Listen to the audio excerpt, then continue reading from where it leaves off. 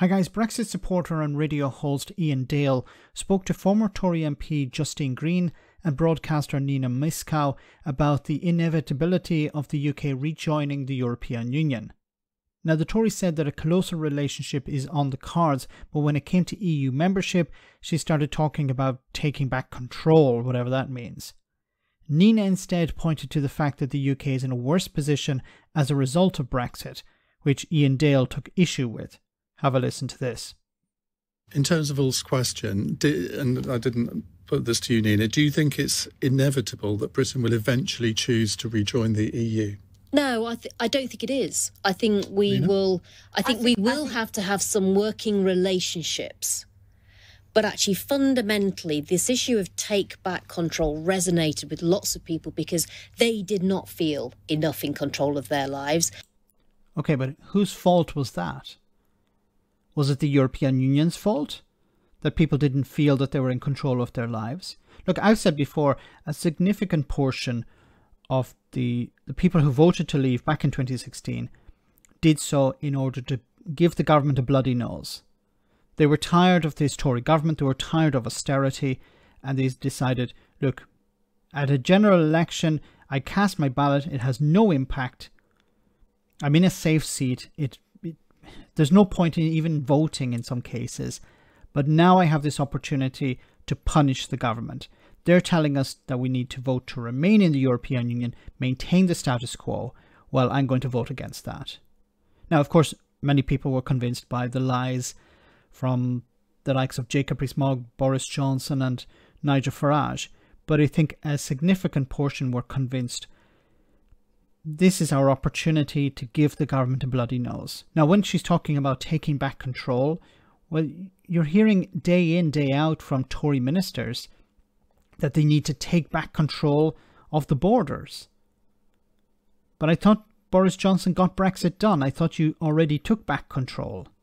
And from my perspective, with all the work I do on social mobility, it's about being in a version of Britain where effort and reward really feel like. May I suggest that they are less in control of their lives with inflation the way it is? They can't afford to do anything. Liz Truss's disaster mortgage. But we are doing it far worse. No, we're not. We are. See, this is a complete and utter lie. We are. When you look at Germany, when you look at the Netherlands, when you look at most European countries, and we're about the middle. We're not doing worse than everybody else. Why do you perpetuate this myth? Yes, why do you perpetuate this myth? Iain is completely correct. Iain, actually, he's not. This is from Reuters. UK economy was G7 growth laggard in third quarter as dismal 2023 beckons. I'll leave a link to this in the description of this video. This is a chart from that article. Britain's quarterly GDP at bottom of G7 table. Goes up to the third quarter. December 21st, 2022.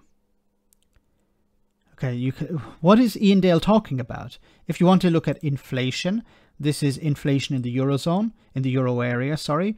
Euro area annual inflation is expected to be 9.2% in December 2022, down from 10.1% in November 2022. I don't have any more recent data, but that's December and November. If we look at the UK, the data I found on from the ONS, so official data, the CPI November 2022, 10.7%.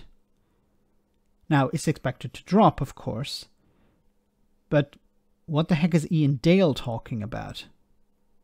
Because we are. No, but just look at the figures, and you'll see that we're actually not.